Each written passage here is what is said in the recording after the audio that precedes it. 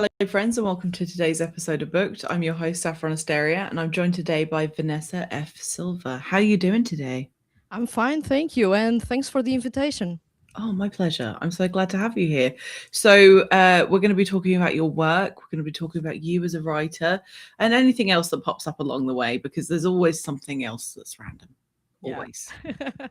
There is no way that I can get through a single show without a tangent. So we'll have a I'm Miss Tangent, so be ready. excellent. Maybe we should change your name. Maybe that'll be a good author name, Miss Tangent. That's Vanessa Tangent Silva. So There you that's my go. name. So, for the benefit of those that don't know about you or your work, could you tell us a bit about what sorts of things you write? Yeah. At the moment, I will say I'm a fairly new author. I've been writing for 1 year professionally, let's say. I've been writing Formula One romances, although that's not the brunt of the work that I want at least to write. At the Mhm. moment, I'm writing a trilogy, Formula One focused. Mhm. But I have some rockstar romances in the works, as well as some mafia romances as well. Mhm. So we may have something like that coming in a couple of months, probably a year. At the moment, as I said, I'm working on that trilogy. It's Formula One romance focused. I'm currently writing book 3 in that trilogy, which Mhm. is exciting and also bittersweet. Mm. And yeah, I feel these would be the summary of what I write. Mhm. Um, I know that we are going to dive into a little bit more detail as we go. So I will let you keep the show running. Okay, thanks. Over to me. So, Yeah. so it sounds like you very much are like knees deep into romance as the like main part of a plot, and then Mhm. you have these different overarching themes for each of your works, especially the ones that you're going to be working on in the future. So, what made you decide to start off with Formula One? I have a little inkling that it's probably because you love Formula One. Yeah, I'm a massive geek about Formula One. I have been since I believe that's the very first thing I've become a geek about. My parents love Formula One, so that has been almost like a tradition at home to Oh. watch all the races whenever they are on TV. Mhm. So I've started watching races in the 90s when I was a little kid, and the passion kept growing and growing and growing. And when I found myself actually enjoying romance novels, I started looking for Formula One focused ones. I Mhm. started reading those and thinking, wow, this is exciting to bring a passion of mine into a field in which I thought that it didn't have any space whatsoever. Mm. And the more I read Formula One novels, the more I thought, well, I should write one. And especially with all the things that I like, the excitement of the races, the Mm. politics, all the scheming behind the scenes, everything that people don't usually see when they watch the races, but they know that it happens because, for example, of Drive to Survive.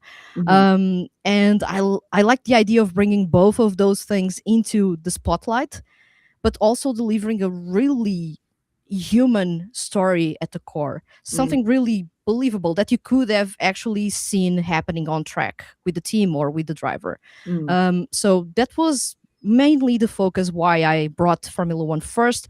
Also because this idea didn't leave my head, no matter how many things I thought about. Mm. This always kept creeping up on my head that I need to write a Formula One story. Actually, a funny fact, because usually when writers start writing their stories, they don't usually have the titles of the stories ready or Mhm. don't even know the names of the characters when they are still thinking about the story. But for me, the titles for all 3 books came up to me on the fly. I didn't even have the names of the characters down, and I already Really? knew what were the titles for the 3 books and exactly what were the concepts for the 3 books. So this story was in a way meant to be, Mm. and I'm really grateful that I actually started with that. Although I have other ideas, I feel that this was the best way to start. Although I feel it was overly ambitious to start with a trilogy. I didn't know what I was getting into by writing a trilogy, especially following the same couple over the 3 books, because it gets Yeah. really dense in terms of the character development and Mhm. everything else, and you need to come up with different ideas to keep things interesting and exciting for the readers. Mhm. So it was overly ambitious in that regard, but this was a story that was meant to be in a way, because it's a passion of mine. It Mhm. has been for a while, and also because the idea didn't leave my head and refused to do so. Yeah. I hear that from a lot of authors, and I am a firm believer that all writers are a little bit possessed, but only by their Yeah. stories, the ghosts of the characters that are meant to be. So I'm about 100 pages in to Racing for Redemption, Oh. and you clearly love Formula One. Like Oh. there is in a good way. Yeah. Like it's not like you just like picked a theme and you thought that would be cute. It's like two things that you clearly really really care about is writing romance and Formula One, because the technicalities that you have in the story about the inner workings of the teams and the politics and uh like even how the actual races work, I was like, oh, Yeah. this is somebody that actually likes the game. Yeah. So it must I'm be so super fun. geeky about that, and I love that you actually picked up on that, because one thing that I was worrying when I was writing the book Hmm. first was, is this too complex? Because I feel that I'm going overly complex and at some of the terminology that we use for Formula One. But then I thought, what if this is the entry book for someone else Hmm. to get into the sport? Yeah. What if I try to make it as simple as I can for people to see not only the enjoyment but also learning stuff along the way? And then Hmm. thinking about, what if I tune in to watch one of the races and try to see if I understand what I'm watching Hmm. based on this book? So I thought that if for some odd chance I become someone else's entry to a sport, Hmm. I wanted to make it as easy as possible to understand, and also for people to understand that what I put in the book actually happens. It's not invented, it exists. So, what they take from the enjoyment from reading that book, they can take that to real life and enjoy the races as well. So, Hmm. that was my way of trying to link those two things. But then I was worrying, is this overly complex? Sometimes I get the feedback that maybe it is a bit complex and that took some people away from reading the rest of Racing for Redemption. Hmm. All fair there. I knew that by bringing that technicality, maybe I would shoo away some people that would prefer a softer take on the Formula One romance genre. Hmm. But I was really writing something for the geeks. I feel that Yeah. those that really love Formula One as much as I do, they will read this book and they will think, yeah, this is exactly the excitement that I get when I watch a race. This Hmm. is exactly why I talk to other people saying, you should watch a race because this is really awesome. Hmm. So I feel that the excitement was from my geek self to other geeky readers in some capacity, and that's why I brought all the technicality. But also when we go, for example, to the behind the scenes, one thing that I really enjoyed, for example, in my personal life and professional life, Hmm. was to shadow a CEO, a female CEO. So in this case, a woman leading a company in a field dominated by men, not Formula One, of course, but I saw that from up close. I was even mentored by that person to actually learn how to lead a company, and especially within a field riddled with men. Hmm. And I brought that as well into my books, thinking that, yeah, we should have that kind of representation and show just how hard women have it when they are trying to lead a company or a team, or they are in positions of really high level positions and they need to make decisions, and they have everyone inside the room doubting them because of their genre, basically. Hmm. So yeah, I wanted to bring all of that into this narrative and to make it as believable as possible, and to showcase that there are other stuff going on in the background that people may not even pay attention to, but that it is crucial for how, for example, in this case, the Formula One team operates, but also how a company operates in a specific sense.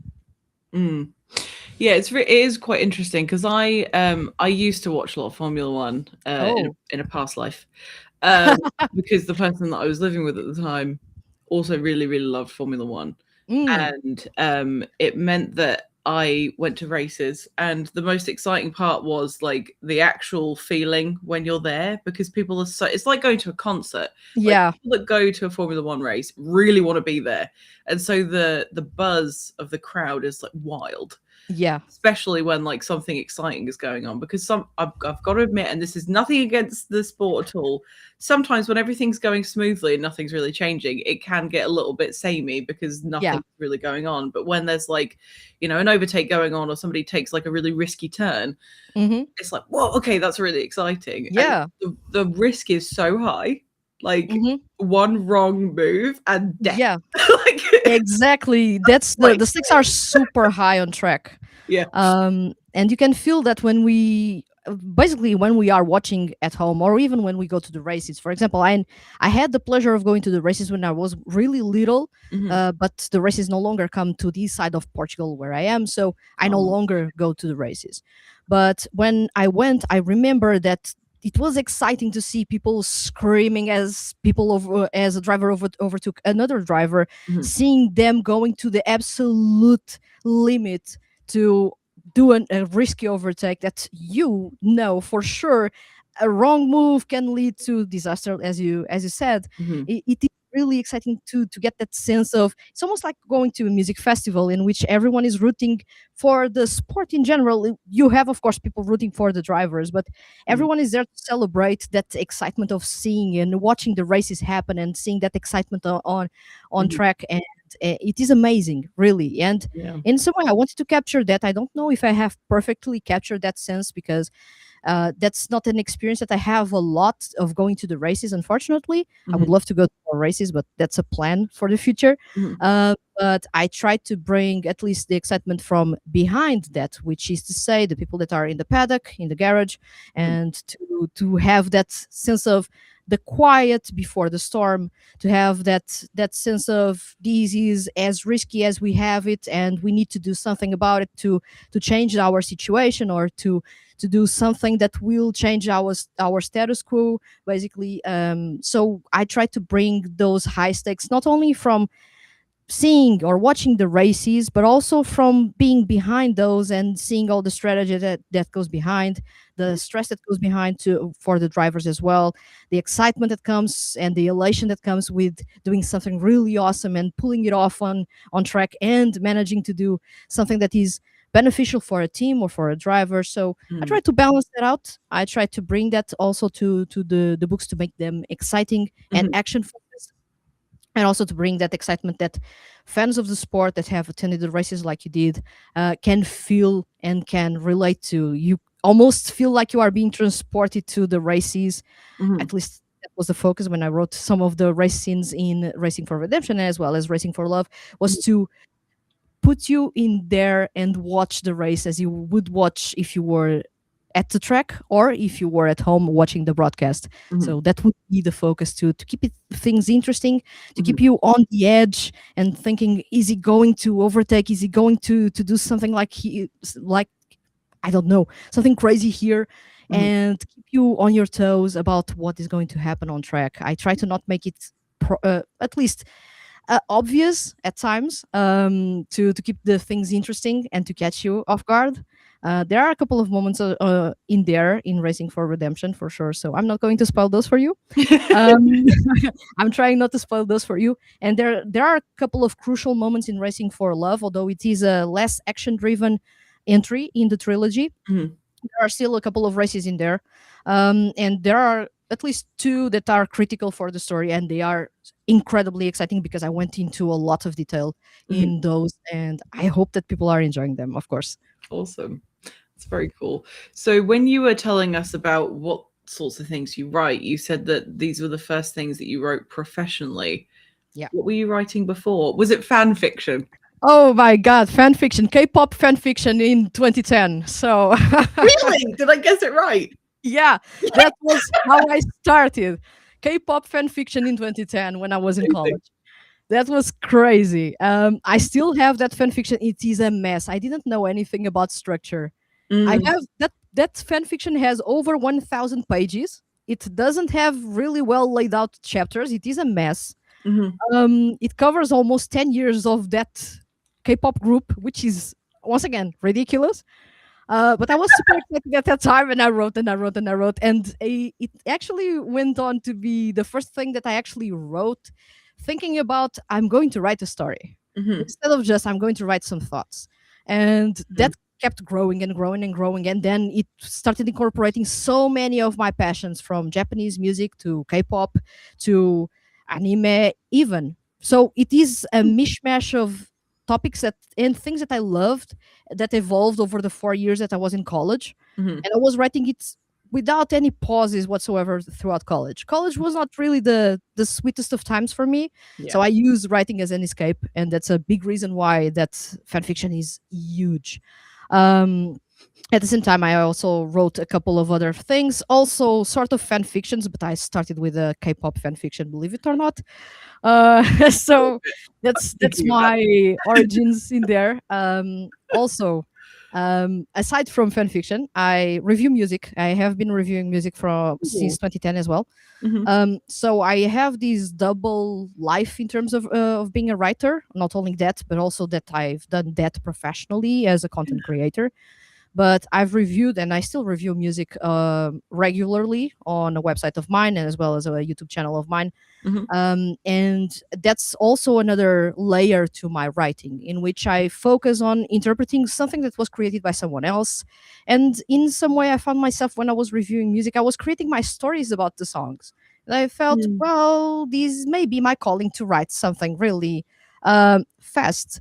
mhm, And yeah, although I started with the fan fiction and I thought, well, I'm not going to do anything about these. I'm not going to publish these on fan fiction online. mhm, So I'm not going to do that because I'm not going to expose my crazy ideas to criticism. At the time, I felt that criticism was something that would hit me really hard, mhm, and I was quite sensitive to that. But after writing reviews and having, as we all know, for example, music mhm, tends to be a field in which people are super passionate and can be quite aggressive at times. And mhm. I've experienced some of that aggressiveness, let's say. So I've, in some way, developed some thick skin. And right now, any criticism doesn't affect me that much. And Oh, it was thankfully due to writing reviews. And also that fan fiction that now I look at it not with fear but laughing at myself because some ideas were really messy. But it was a really good way to train my muscle when it comes to writing and to test ideas and to see if I could basically create a narrative, especially because I may be basically fluent in English, but that's not my first language at all. So I was also practicing writing in English and mhm. putting it as, I would say, try to perfect it as much as possible. Yeah. So it ended up basically being a really good exercise for myself, not Mhm, only to perfect the language, to write in that language, and also to try to create a story. mhm. After that, I created something more structured. I'm not going to post those because they are still fan fictions, and I'm a bit shy about those fan fictions. But I've written some stuff that was more structured after that in Mhm, 2016, and it was something that really I kept thinking about. If I could, I wanted to become a writer, but mm, then I know, of course, that this is not an easy path, and this is something that needs to be juggled, at least at the start, needs to be juggled with something else. mhm. So I never really took it that seriously. Yeah. But yeah, I started with fan fiction. I went from fan fiction then to writing music reviews. I still do that on a regular. Mhm, Um, and then, of course, in 2024, I actually started to think seriously about that when I was laid off from the company I was working with. So that yeah. was the trigger for myself to think, yeah, maybe I should give this a shot because I have been putting these on the back burner for so many years, Mhm, over a decade.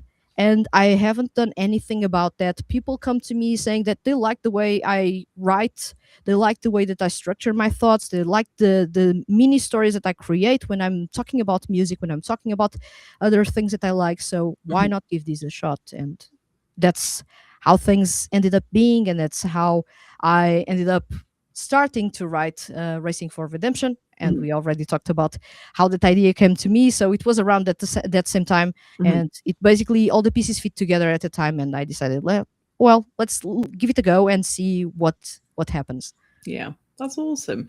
So, from the point that you decided that you were going to commit this thing into an actual book to the time that you published it, what was that time period? Like a year, 2 years, less?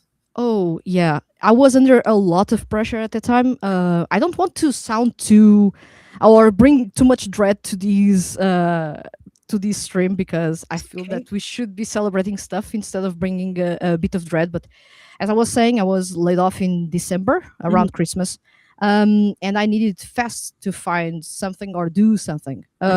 I'm the type of person that writes really fast when I have an idea.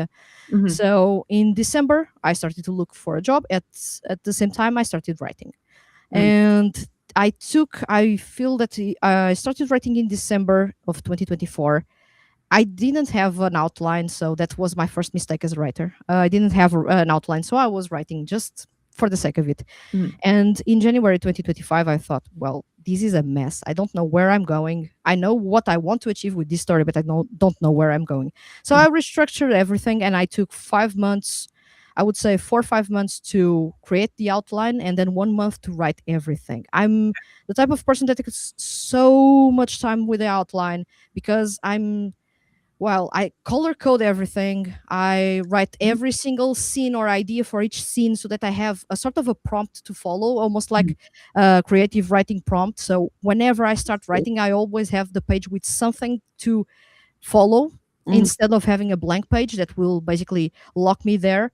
So I try to create everything in as much detail as possible, color code everything to know how many scenes that I have for romance, how many scenes I have that are key, how many scenes with antagonists in the same scene, or how many scenes are key to the whole story because I'm creating a story across 3 books, so I need to track everything into the Of course. littlest detail. Mhm. So I took around 4 months, I believe. I believe yes, 4 months until April 2024.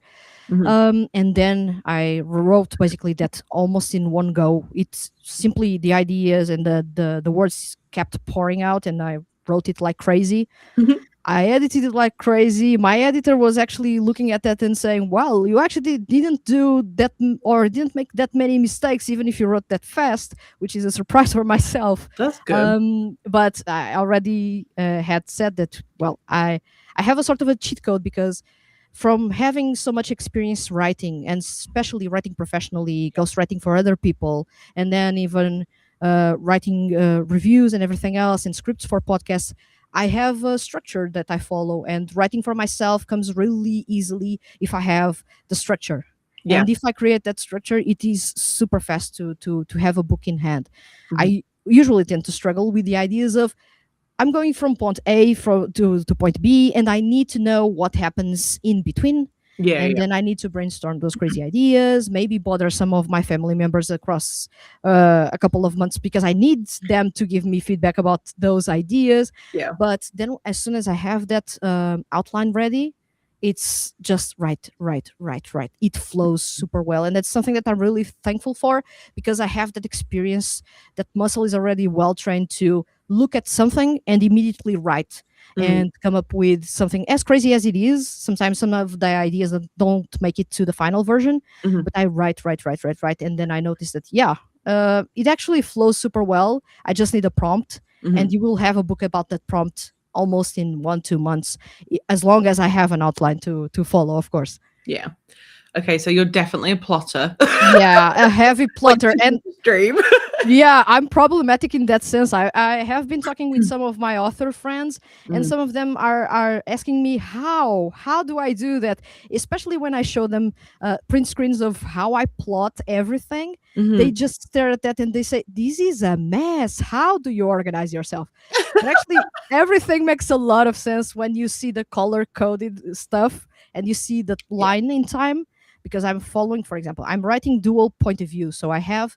need to have at least a way to track their chapters and to see how many chapters I have of each of them to not make a book just about one of the characters or the other. Mhm. So I have to track that to the littlest detail I have there. If I know that I have 10 chapters for the FMC, I need at least to have 10 to 12 chapters for the FMC. So to ensure that we have a balance here, that the story doesn't point too much to one side or the other, unless that's the focus, Mhm. because of specific plot points. For example, Racing for Love, it pends more towards William's point of view for Okay. specific reasons. Mhm. But you will notice that I try to balance that. If I go too much to William's side, you will have too much of Violet's to balance that out Mhm. afterwards. That's usually how I try to structure the story so that people don't get too fed up with one point of view and they get to see the story from both ends. But I Mhm. go into a lot of detail. I even go as far as tracking the names of the parents, what the parents gave to him, where they met Mhm. first what they said to each other, because I'm going to do a callback in the third book or in the second book. So I need to track that into the littlest detail so that I don't have any plot holes. Mhm. And it goes into so much detail that you will see just a page filled with um, post-its and notes here and there, and people look at that and feel this is pure chaos. For me, it's actually a calm, for because I know exactly all the ideas are there. I'm Yeah. not missing anything, and and by plotting and over plotting, I know that I will not miss anything. I don't need to read the book again because everything that Mhm. I need is Yes. already there. Mhm. And since I already edited my books, self-edited for example, Racing for Redemption, I self-edited the book 13 times before I gave it to my editors, Mhm. which is crazy. 13 times. I already know some passages by heart, which is Oh, insane. that's nice. So yeah, that's a sort of a superpower that an indie author will end up developing. If you do self edits, at least you will go through the book at least 3 or 4 times.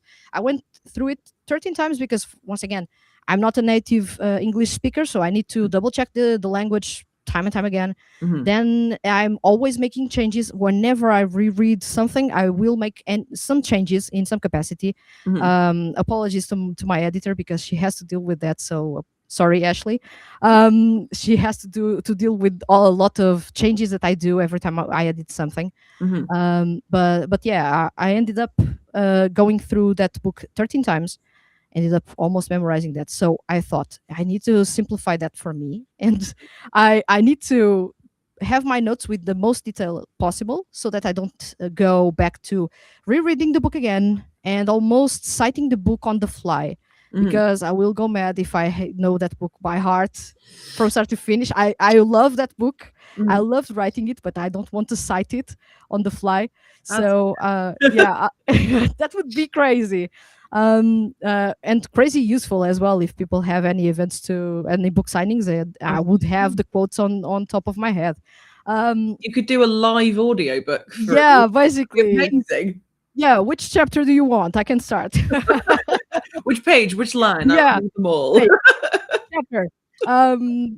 At one point, I knew the chapters by heart. Right now, I don't know, but I know Mhm. the well, I know some of the structure, but I forgot part of the story. Mhm. Hopefully, I will remember that because I need to do a reread before I really dive deep into writing book three. Although I am already writing some of the chapters here and there, I'm Mm. not diving too deep because I have not finished the outline. So that's the thing that is missing at the moment. That's okay. You'll get there Yeah, in the end. yeah.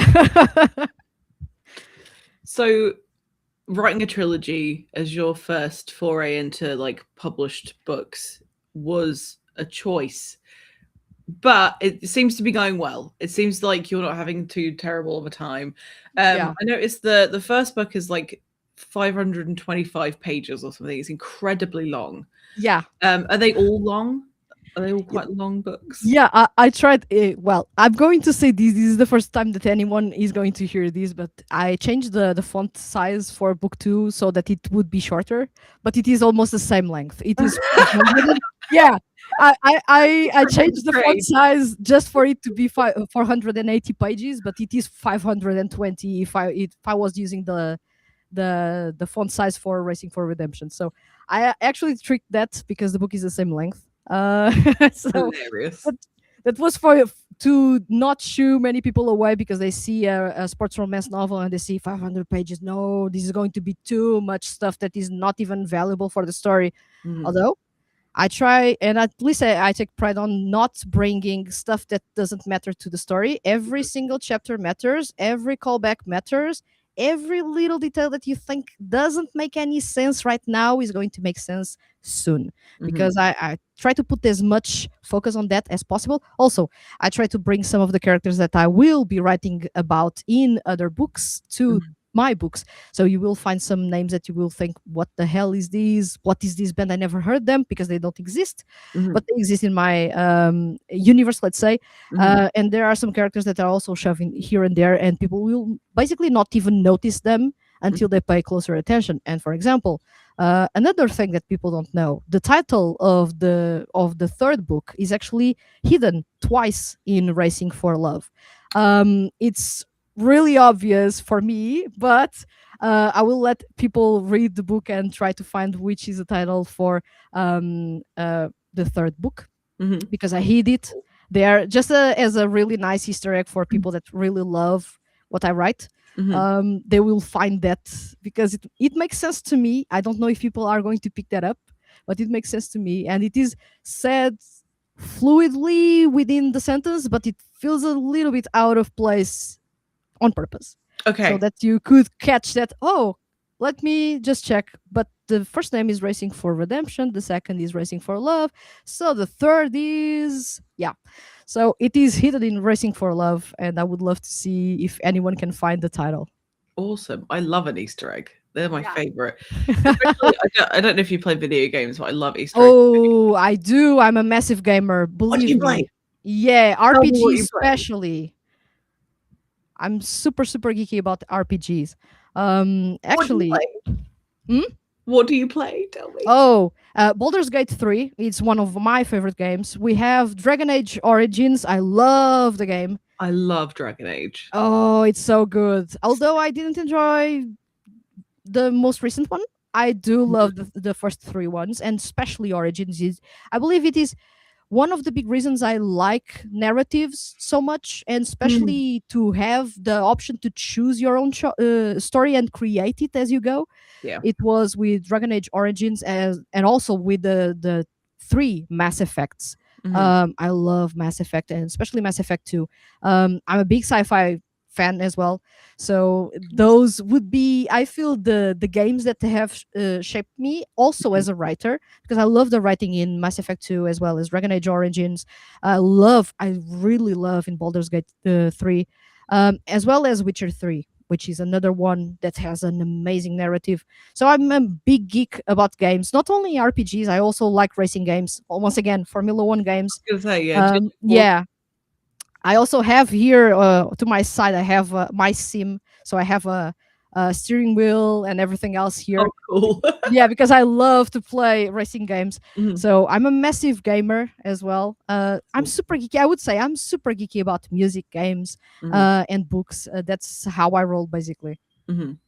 So you said that you have like a rock and roll romance in the works in the Yeah. future. Is it because you love rock music? And if so, Oh, I need you to tell me what sorts of music you like and who are your favorite bands because that I care about that. okay, okay. Yeah, I do have one in the works. Maybe I will tease a little bit. It's going to be published in 2027. Okay, I pretty soon. feel, yeah, it's going to be. I feel, if I'm not wrong, I worked on the organization for my the coming years as well. Yeah. And I feel it is going to be either the first book that I release in 2027 or the second book I release in 2027. Mhm. I'm still not sure because I will need to double check, but that's an exclusive here on Booked. Nice, thank you. Yeah, I'm giving you the exclusives, the Easter eggs, and everything. Uh, but yeah, I'm going to write a rockstar romance, and that's because I grew up listening to rock music. Of course, Mhm. most of the music that I listened to was from the 80s. I'm a 90s born child, early 90s born child, Mhm. so I grew up listening to all the great stuff from the 80s. Mhm. But right now, I would say my favorite bands, although I was a massive, let's say, a massive Linkin Park fan in Mhm. the early 2000s. I became recently, or let's say not that recently, but in the past, let's say 5 years, I became a fan of Bad Omens, Mhm. Sleep Token, Mhm. um, I Prevail, and there are a couple of other bands that I love a ton. For example, Motionless in White. I went to watch Motionless in White earlier in March here in Portugal, as Oh, well as cool. They Seeker. Awesome bands, really awesome bands that I really take as an inspiration. I will say that I have one Rockstar Romance inspired by Sleep Token. They are a masked band, so Mhm. masks are going to be a big play in that romance series. Excellent. And series, so you are going to get all the exclusives. I don't have dates for that, so but I am working on something like that. And the one that I'm recently writing is heavily inspired, I would say, by Bad Omens Mhm. in some way. So it is going to be quite interesting. Of course, if we are going to talk about bands that shaped me or artists that shaped me, I like a lot Nine Inch Nails. They have been Mhm. one of my foundational bands in terms of what I like in my music. Of course. Also, straying a little bit away from rock, I love Depeche Mode, so it is another band that I love a ton. You It's amazing. feels Um, so random. yeah, it's slightly random, but it is taste that I got from my dad and from my mom. So For they sure. actually complement each other. So Mhm. they work. They work. Yeah. But it's a little bit of everything from Whitesnake to Mhm. ACDC. I bring a ton of influences in there. I love a lot rock music. So I'm usually not picky about the rock music that I Yeah. listen to. And I don't listen to only rock music, but that's the genre that really makes my blood work and makes me excited. And it is, and it has been the soundtrack to most of the things that I create. Yeah. And if you look at the playlist for Racing for Redemption or Mhm. even for Racing for Love, you will see that it's mostly, I would say, 90% rock songs Mhm. with the occasional K-pop song in there, because I bring those influences from those days of Mhm. writing K-pop fan fiction into the playlist. So you will notice those Mhm. small Easter eggs that now make sense now that I talked about the writing a K-pop fan fiction. Yeah. I would like to make a band recommendation to you if you haven't heard them before, and they're not like the other bands that you have listed. Ooh, However, they make my heart race, and I'm interested to see what you think. ooh. So, if you haven't heard of them before, their name is Royal Blood.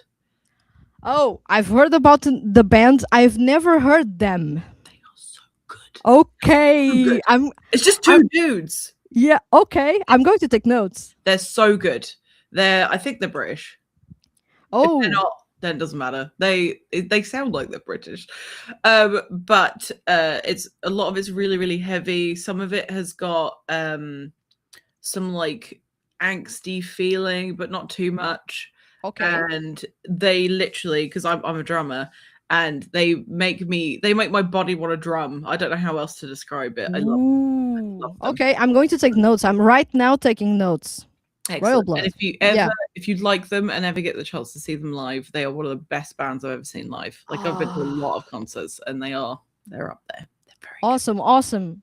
If you have any more suggestions, I would be open to those. Oh hell yeah! I've got Anything that tons. makes my blood boil and get me super excited. Ah, I love that. So, I will be checking those out. Please do. Please eat and like message me or what. I don't Yeah, know what time of the day it is. You need to tell me whether or not you like them. yeah, I Um, will let you know. yeah, please do. I don't have stocks in their band or anything. I just really love them so much. Yeah. Um, yeah, they're fantastic. But there is something about Sleep Token. I don't particularly like them, but it's not because I think they're bad. It's just because I have this like weird. I don't think I'm special or anything. This is just how my brain works. I have Yeah. this weird thing where if the tone of the song makes me feel uncomfortable or Oh, sad or makes me feel too passionate in a way, I yeah. can't listen to it half the time. Okay. I can understand. Yeah. They are. Instantly. Yeah, they are a bit, I would say, if you go into a lot of detail about the way they structure their music and they create their music, I feel that they are a more narrative driven band than anyone else at the moment. I feel Okay. that the focus, when you are listening to them, if you go through the narratives, you will see some of them are a bit disturbing. Most of the Mhm. times you will feel uncomfortable because the stories are not really that happy, I feel. Yeah. And what you get from there is usually abuse in some capacity. Mm. You will feel a lot of toxicity in love, which is Mhm. something that will click with a lot of people. And I feel it is a good explanation behind why they are so popular on TikTok, for example, and Sure. on especially on Book Talk for dark romance lovers. Yeah. It is especially their type of music clicks with them because of that, the toxicity that they bring in Mhm. their lyrics about loving someone, being mistreated, and still loving them, which is something Mhm. that is so crucial to the music that Sleep Token have. Yeah. I feel that they are a bit divisive in that sense because their music is also dissonant at times. Mhm. The key changes are a bit odd. Mhm. Sometimes the choices on the piano are a bit odd as well. But Of course, I'm going so much into detail about music. This is me I love flexing the it. other muscle of music reviewing. I want to hear it. Um, Tell me more. but yeah, they are super dissonant, and I feel that's something that will put some people on edge when they listen to their music. Mm, Or in my case, for example, when I listened to their music for the first time, I was fascinated by how different they felt, because everyone follows the same structure, the 4/4 rhythm, and they really keep it simple in terms of what they bring. It's always straightforward. It follows a formula. But when mhm, you listen to a song by them, for example, especially those that are 8 minutes long, you know, don't have a normal structure. mhm, Sometimes you don't have the traditional verse, chorus, verse, chorus, verse, chorus, or even going into more detail, intro, verse, pre-chorus, chorus, and then everything else. They mhm, stray away from those traditional concepts, and they really deliver something that is unpredictable, especially because they go from screamo in 1 second to R&B to the other, and then they go to gospel, and then they bring it back to dance music, and then they wrap up with jazz. They do a little bit of everything, and they will keep you on your toes in terms mhm, of the tone. It's super dissonant, but it's also the type of music that keeps me engaged, because it's mhm. always shifting in some capacity. Yeah. Not that I need massive shifts all the time, but I feel that it keeps my brain working, because it's not always the same rhythm creating a sort of a routine in Mhm. there, but Yeah. it is something that shifts all the time, and it keeps me eh, basically engaged throughout the song. Mm, I know that they are really difficult to get into for some people, and there is another faction that is really purist about rock music and feels that they don't fit in rock mhm, because of those changes. Same thing with Bad Omens, because they play around with music genres. mhm, But I like that the narrative side is really well done, and especially the lore. mhm. Once again, it's something that as a writer, it makes me super excited to dive into, because they created a whole lore about the band, That's and cool. they are developing the songs around that lore, and they are hiding themselves in the meantime. So Mhm, that's really interesting that they created characters, and they are developing the characters throughout the stories that they create for each of their albums, and each song is a chapter in that story. It's kind of interesting to see that from a narrative perspective, mhm, but I know that they are not the easiest band to get into. So I can understand your point of they make you slightly uncomfortable because of mhm, those odd tone changes or mhm. key changes that sound a bit off. They are not common on purpose to Mhm. keep you on your toes, to keep you on edge, so Yeah. that you are expecting the next thing, but you still don't know what you are expecting. You know that something is going to shift, you don't know what. Yeah. I think I do love, like, I'm a huge System of a Down fan, and Oh, yeah. they are very, like, all over the place, which I love Yeah. deeply.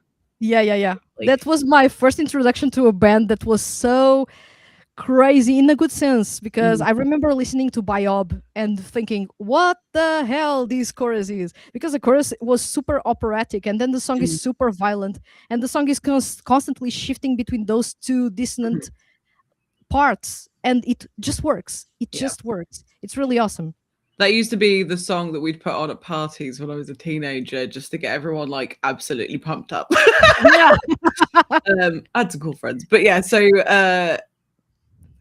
I forgot what I was going to say. Oh yeah, so there is another band called CKY who were, like, huge around when Jackass was really big. I don't know if Oh, if you've ever watched Jackass, but when it yeah, was yeah, on TV, like MTV and things like that, I loved Jackass. Like, there's something about a bunch of young dudes, like, hurting themselves, but, like, having the best time and just being yeah. stupid. I loved it so much. But they were huge around that time Hmm.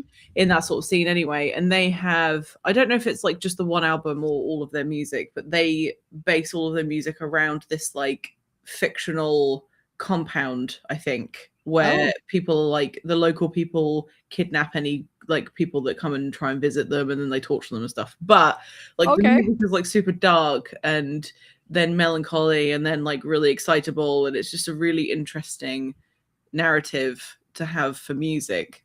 Hmm. When you listen to it without knowing that, it's like, what the hell is going on? And then you learn that it's about this thing, and you're like, oh, snap, that's quite good, actually. Yeah. That's when you dive deep and you notice, well, this does have a narrative at the core. So let me listen to this album, and then everything feels different about Mhm. it.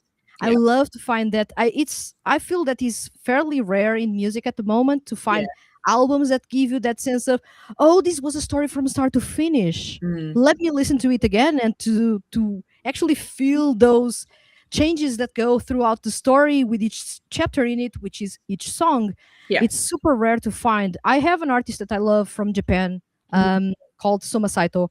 He is known for creating highly conceptual albums in which you are following a story from start to finish. Mhm.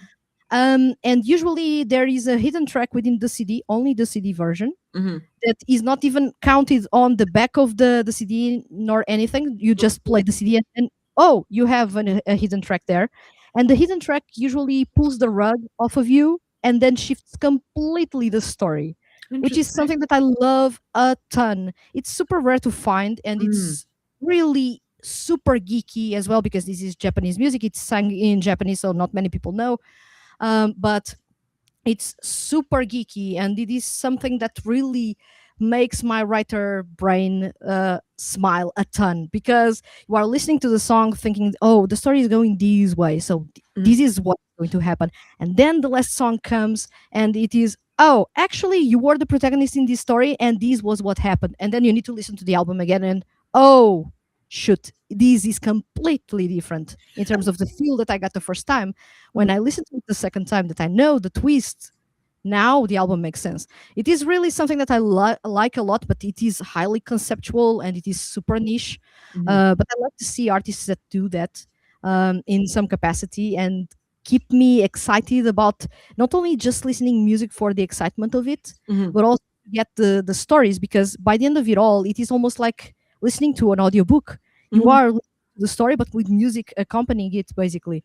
And it is really exciting to get that story developed throughout each of the tracks and then getting to the last one and, well, that's the rug pulled off of you, and go listen to the album again and now try to understand the story as it was intended. So Mhm. it's really, really awesome to see that. It is super rare, but it is awesome to see that. That is very cool. That's Yeah. cool. We've had well, we've got two people that are here that I haven't acknowledged. I'm very sorry, but we have uh oh my god, Michael. Sorry, for some reason I could only remember your surname, and I was like, that's not your first name. Hello, Michael. How you doing? And we also have Lucas Clay. Hello, howdy, friend. Oh, Nice to see you. I can see your name, and you've got a little yeah. accent, so Nice I'm to see your name. Not to sound too creepy, but nice to see your name. I'm so glad you're here. Um, I I used to be just going slightly off piste for a second. I used to be a trainer, so I would deliver corporate training to share how to do good customer service and also to use like software and things like that. So I used to have to design training, and it would all be remote. So it Hmm. was after COVID sort of settled down. Yeah. And so I would have these conference calls basically, and I would have like a group of 10, 12 people who I would have to train. And I would then, some days I'd like swap out with a colleague and they'd do some training. And so I'd be there to answer questions in the chat because people would ask questions so they didn't interrupt them and things like that. Hmm. And for some unknown reason, at my professional job that I was paid for, I said, don't mind me, I'm just lurking in the bushes. And so I don't know if you've ever seen that GIF of Homer Simpson Yeah. back into the hedge. Every time I'd go into the chat, that someone would post that. I got known as like the creepy woman. I love it. And I was like, great, this is my career. This is good. I love that energy. I love that. Oh, honestly, it's just Uh, easier to yeah. do that. But we would have to like the first, because we do like these, I think it was 2 months or something of training, maybe a bit less. It doesn't matter. It's not relevant. But for the first day that they were introduced to the company, we would meet them in person just to break that ice. So we'd all go to one central location. We'd all meet each other. Hmm. And so I'd have to stand up in front of this group of strangers, and you'd also always have like all the bosses because they would want to meet them because they'd be like, "Oh yeah, now you know the boss" and all that sort of stuff. And that was one of the most nerve-wracking things ever. And I would just say stuff like that all the time. I'd just be like, "Oh, Sometimes I'd burp by accident because I'd get nervous. Oh And I'd God. go, "Oh, I can't mute my microphone, and now I'm here." Excellent. That makes me feel so Yeah. much better. I sometimes do that stuff as well. I used to not have a leading role, but now I have a sort of a boss job at my company, So, and I feel it's one of the bosses from one of the departments came to me, and I said, "Finally." But the tone was completely off, and it felt like I was berating him. Everyone inside of the room was staring at me, as in, "Are you guys friends?" No, it's the first time seeing him. Just the tone was incorrect. Sorry. That finally was a bit berating.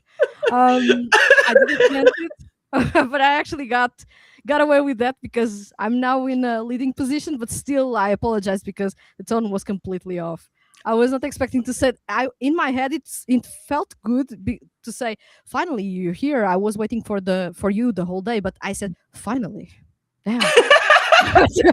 It was not the correct tone that I wanted to bring, and it went. Everyone inside of the room was staring, were basically shooting daggers at me, like, Vanessa, but do you even know him? We exchanged a couple of messages, but we are not friends. Well, the tone was as if you were friends or if you were berating him. So choose your poison there. Um, I didn't meant it, but sometimes it happens, and well, just roll with it. The person was a bit shocked, I will admit. So- and I was a bit bashful about it, but it worked out in the end, so no that's problem. okay. You still work. Yeah. So that's all right. Yeah. I still have my job, so no problem. That's okay. It's fine. So it's the time has gone by so quickly. Oh, I want to make sure that I ask my two questions that I always ask at the end of each show because it helps me to get to know you just that little bit better. yeah. So the first question that I'm going to ask you is, what does success look like to you as an author? Yeah. As an author, I feel that the success comes with people reading my books and finding them. I feel that the thing that really gives me the most pleasure as an author is people saying, I just found your book and I really enjoyed it. So I didn't have to put the book in front of them. They just found it. And I love the idea of people just looking for something and finding that something in my book and Mm, enjoying it.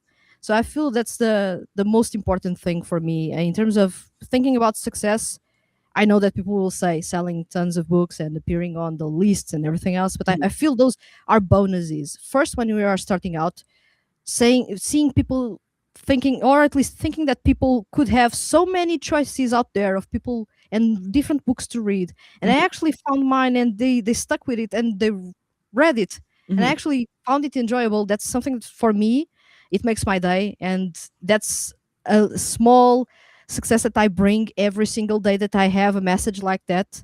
mm, And I feel super happy to find people just spending some time reading my books when they could be reading books by bigger authors, mm, hyped up authors, and everything else. But they found me, a small author, and they are enjoying my book. So I find that as a success for me at the moment. And I feel that even down the line, even if I become a big successful author, I feel that it will still be the core of that because.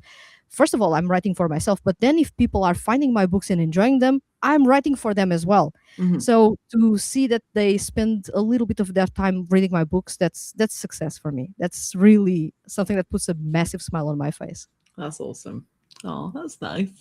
I will say most people don't say that they want to sell a bunch of books. What they'll say Oh, is, I just want someone to like my book, but it would be nice if I got a movie deal. But wow, that's down, ambitious. you know Well, deep down that's I, what they want. I will say, I would love, and this is something that has been in my head. If I Mm, ever become successful enough with this trilogy, I would love to see the trilogy as a Netflix series. mm, So that's a really, I'm manifesting that to Earth and beyond. I would love to see these as a Netflix series. I know that it would be awesome. But then mhm. again, I will keep things simple and just people finding my books and reading those. That's happiness for me. Excellent. Awesome. So the last question that I'm going to ask is, if you could go back to, and you can pick which part of your writing life this is, if you could go back to the first time that you ever wrote any fiction. So this could be when you were writing Racing for Redemption, or it could be when you were writing your K-pop fan fiction. If you could give yourself any advice, what advice would you give? Don't overthink. Basically, you just write what you are thinking. You will make it better later on. Do not overthink. That's something that I felt I spent too much time doing, which is writing and immediately trying to rewrite that to be perfect. Don't do that. Just write, write, write. And then when you take some time, go back to the manuscript, read it, and then edit. Don't edit as you go, because you will take so much time to get what you want. And if you try to be a perfectionist, you will never release anything, you will Mhm. never publish anything. So try to not be overly perfectionist, and try to not overthink when you are writing. That's the Mhm. two main things that I would bring. I know that you said one, but I'm going to bundle those, because I feel those were the biggest mistakes that I've done, and that made me lose so much precious time that I could have spent enjoying writing, Yeah. instead of thinking maybe this is a bit too difficult because I need to edit to make it perfect so other people like it. So I had the completely wrong mindset when I was writing. Mm. Right now, I try to not overthink and just write as I think, as I feel, and then develop that later on. Yeah. If I don't like it, just scrap it, and just bring it to other books. If it makes any sense to bring it that to other books, or just add that as a bonus chapter for a Patreon or something like that. Do not overthink. If that doesn't work, bring it to something else. If that doesn't work, just rewrite it later on. So yeah, keep it simple. Awesome. Well, thank you so much for coming on the show today. It's been very lovely to get to know you. You're so much fun to talk to. So if you ever want to talk music, just let me know. Yeah. We can. But yeah, thank you for your time. Thank you to everyone that joined us today. If you're watching the live or the recording, thank you for spending your time with us. I'm going to awkwardly wave goodbye. But before I do, don't forget, you can check out is it the Backmarker trilogy? Yeah, it's the Backmarker Love Trilogy. Books 1 and 2 are out. Mhm. First book is Racing for Redemption. Second book has recently been published, is Racing for Love. Book 3 will be out later this year. I will aim for December. We Mhm. are basically knowing this for the first time here on Mhm. Booked, basically for December. So I believe that's all from me. I will add just one little thing, is that Please. on my Patreon, Mhm. I have a short story which is free for everyone to read. You just need to subscribe for free. It Mhm. is called This Halloween is Cursed, is a dark rom-com that I'm basically just trying a little bit of what I know about writing and exercising a different muscle, because I don't usually write dark romance, Mhm. and especially not dark rom-coms. Yeah. But it is a really bonkers, ridiculous story of two crazy people, basically Dumb and Dumber dark romance or dark rom-com version. Mhm. I hope you guys enjoy it. If you want to check it out, you will find links in the description, I believe. I will keep this short because I'm taking over, and this is my instinct as a podcast host. So I'm not going to overtake here. So you can go ahead and wrap it up. Thank you so much. So there is a QR code here if you have a device to scan it. There are links below. There's no excuse. I've made it very easy for you to go check these out. So go do it. Yeah. Thank you again, Vanessa. It was so nice to see you, and I'll see you on the other side. Goodbye, Yeah. everybody. Yeah. Thank you. Goodbye. Bye.